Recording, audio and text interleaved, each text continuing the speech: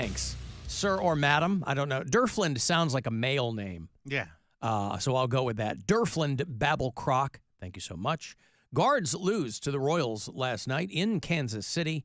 Royals are letting them know there's stuff to be done there in the division. It was 2-1.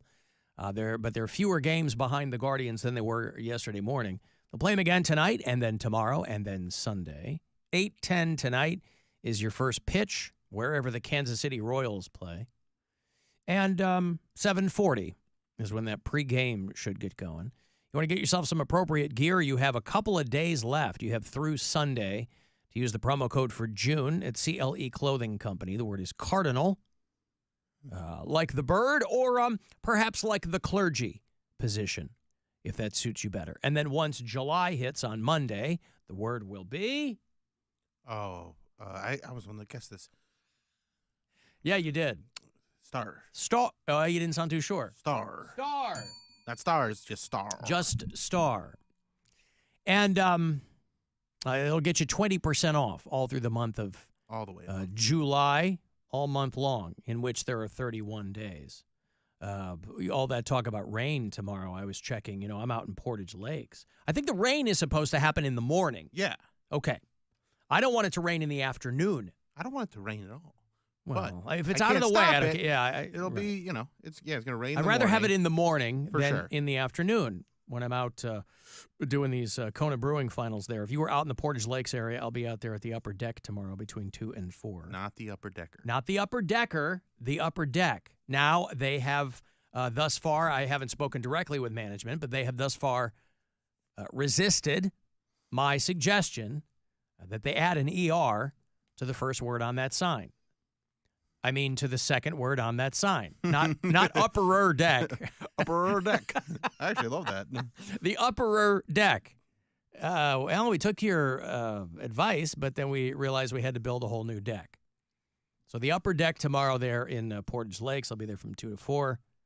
If you want to go to WMMS.com, I don't know if you can still register for this trip online, but you can come out and do it tomorrow, and then we'll get a winner for the whole shebang. And then tomorrow night, I'm going to be here playing heavy metal, which is what I like to do on Saturday nights. We have a show called 2 Hours to Midnight. And as the name implies, it starts promptly at 8:45 p.m. 10 o'clock is when we start there. Yeah, just playing with time. And it's me and Corey Roddick and Pat Butler and got a whole bunch of stuff. Talking to Mark Morton tomorrow night on the show from Lamb of God. He has a memoir out. Talk about the book. Those guys are going to be playing Jacobs Pavilion in August with Mastodon. That's very exciting. I picked up my Alex Trebek stamps today. Did you know there were Alex Trebek stamps? I did not. This is a big deal, Alex Trebek. He's been dead for a while This now. popular genre, this six-letter genre, this genre. Yeah. Yep. And, of all the people who have gotten themselves Memorial Forever stamps, Alex Trebek is Canadian by birth, but he was so beloved by American audiences because of Jeopardy. They're doing the Jeopardy 60th anniversary over there. It's Ken Jennings now is the guy who hosts the show Jeopardy. He was a longtime champion over there. And then it used to be him and Blossom. Who's the girl that played Blossom? Mayim Bialik. Max Bialystock was the other host of Jeopardy. And then the two of them would go back and forth. Like, they had some kind of deal worked out where she'd host some and he's host the other. But the Jeopardy fans never really took a shine to Mayim Bialik. And so those Alex Trebek stamps. If you were ever able to meet him in real life, you might have been able to lick him then. But, of course, you don't lick stamps anymore, do you? No, that joke doesn't really work anymore. Yeah, and they're all self-adhesive. Yeah, they're all sticky now. Like Susan Ross could have never died in 2024 on Seinfeld from licking all of those envelopes because most people now would opt for the self-adhesive envelopes, even on wedding invitations, which are a thicker stock. You can get those, but you don't have to lick them. But you can still do that because the whole point was that George went for the cheapest envelopes, so there could be some cheap-ass envelopes in a with store toxic glue. With toxic glue, and he's like, yeah, give me those. So I think you could still pull that off. I wonder if 35 years later, though, even the cheapest envelopes available to you are available as self-adhesive. I don't know. Speaking of Seinfeld, tomorrow is Jerry's vomit day. For you Seinfeld nerds, you'll recall, when he was sick to his stomach from the black and white cookie, he was lamenting that he was going to throw up and break. Look to the cookie. Yeah, break his non-vomit streak. He had a 13-year non-vomit streak going, and he mentions that the last day he vomited was June 29th, 1980. And he went off and he puked. I don't remember the last time I vomited. I don't keep such stringent records on those things. It's been a long time. Exactly. When was it alcohol related? Yes. I have to assume, yeah.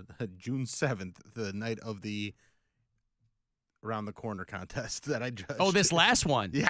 Oh, you puked that 3 weeks ago. Yeah. 3 weeks. So today's the 3rd week anniversary of the last time you vomited. Ooh-wee. All right. That was a bad night.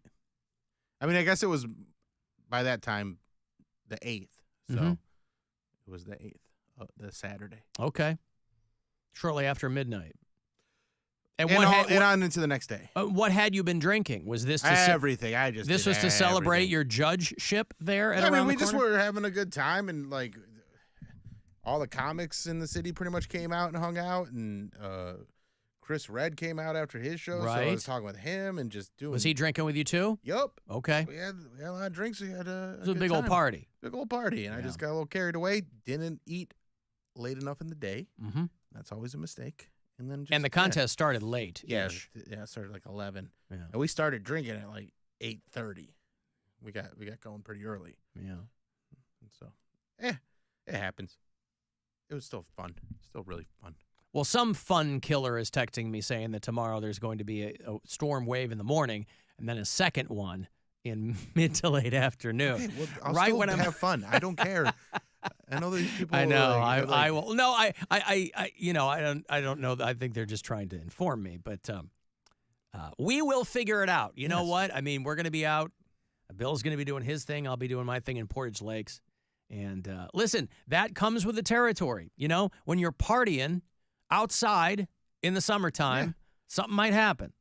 What you have to hope is that you're so lit up by then that you don't care. You can stand there looking straight up. Mouth agape. Mm-hmm. You're just filling your mouth up with rainwater. And you couldn't care less because it's too far of a walk to go back inside and get some water. Exactly. Alan, I've always loved licking stamps. Wow. That is... Is that Little Wayne? Like a lollipop. I like the sweet stamps and I like the bitter stamps. Boy, they're like a stamp glue sommelier there. Use tape. It's 2024. Alan, I was today years old when I realized I've been licking self-adhesive stamps for the past 4 years. That's you, stinker. You're not licking. I love a stinker. You're not licking self-adhesive stamps. And maybe you are. What the hell do I know? But they used to come on a roll. Now you get them on a sheet. I remember I had a pen pal. The one pen pal I ever had was when I was probably the age my young daughter is now, probably 7 or 8 years old. And you had to lick the stamps. But, I mean, adhesives were a thing. I don't know why it took them so long to figure out, hey, we should put this on the back of stamps. Or we should figure out how to, let's make them stickers. I mean, stickers existed. Yes, stickers did. Stickers. I don't understand what took them so long. I think it was before probably somebody just cheaper. put the chocolate in their peanut butter and figured it out. Somebody sent me a story talking about a couple of days ago that if you're a conspiracy theory-minded person, you know, a lot of people complaining they didn't know it was in the vaccine and they weren't going to take it. And I was quick to point out that those same people lined up to take Ozempic and all those things because it was important to lose weight for them. And all of a sudden they didn't care what was in it. But there's a rise in those fake weight loss drugs. They're calling it Fozempic. And they're trying to let people know, hey, be careful because you don't know what this stuff's going to do. even though you don't really know what the official stuff is going to do.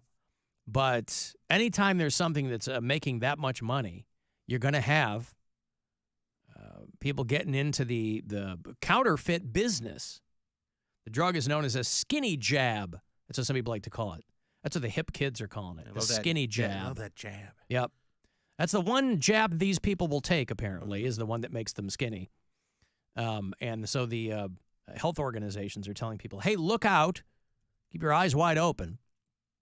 And for these fake weight loss drugs. How would you determine if you had a fake one, by the way? Because if work? Well, no. I mean, that's an obvious thing. But, I mean, I think they're talking about knockoffs that work, but they're not regulated or whatever. Yeah, this sounds to me more like they're running interference for the big pharma companies that make Ozempic and Mounjaro and all those. You better be careful. I mean, again, I wouldn't be buying the Temu or Shein version of Ozempic anytime soon, but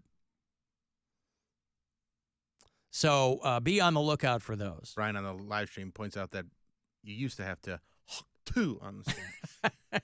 Hawk two, yeah. God bless them. Oh, you gotta give him that hawk too and spit all that thing. And make sure you use the right amount of postage.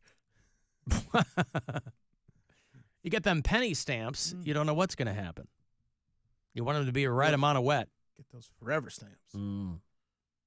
So, yeah, they're constantly seizing fake batches of these semaglutide skinny jabs and whatever, because they're like, well, they're hard to tell. They falsify the packaging, and you think you're getting Ozempic, but who the hell knows? I wouldn't know if I got something fake. The only time you got something that, is like when you order an article of clothing online, and then you get it, it's about 4 sizes too small. It's too small. You didn't realize that kind of, there's definitely, there's a big part of the sneaker community that pushes fake sneakers. And, they look the same. They're made in the same factory. They're just not. And then you see someone order a pair, and they're not the same. Right. There are some that are pretty close, but there's ways to figure out the real ones versus the fake ones. It's when Bart was trying to be a cool kid, and he had his knockoff sneakers. Remember those? The Slipremes? And then they fell off his feet. I didn't see that one. That was an old one. No, that's got to be still. I mean, it can be an old one, but still be an episode from season 25. Well, that's true. Yeah. Season 33. Yeah. I guess it's not that old. That's not that old. Yeah. I guess it couldn't be old if they're parroting Supreme. Yeah. But, so be on the lookout for the fake weight loss drugs, and also be on the lookout for the real Alex Trebek stamps.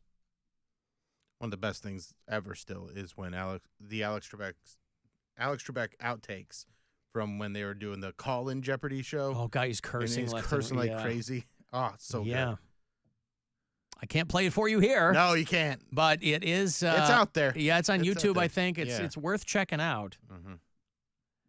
So the, whatever. Look for that. Alex Trebek has been dead now for 3 or 4 years. And I still watch Jeopardy every night. Does that make me some kind of nerd? Yeah. I said, does it? I mean, does Seems it? like it? Does it really want to? I was on Mounjaro for my diabetes, this person said, and I also lost a lot of weight, but also a lot of muscle mass because they don't explain that to you. Well, yeah, I guess they should explain that to you, but I mean, I think it's also there's a certain amount of conventional wisdom about losing a lot of weight like that. You lose muscle mass. I mean, that's how people who lift weights, you got to kind of be careful when you're bulking and cutting and things like that, that with the weight goes the muscle mass. So I don't know that they're all that concerned with letting people know about that. But then you have other problems, right? When you lose the muscle, then you have other problems. When you have like a level of atrophy in that area, that's no good either. So that's why, it's the whole thing with people who are taking these kind of sight unseen, because all they hear is, I'm going to lose a lot of weight. And they go, okay.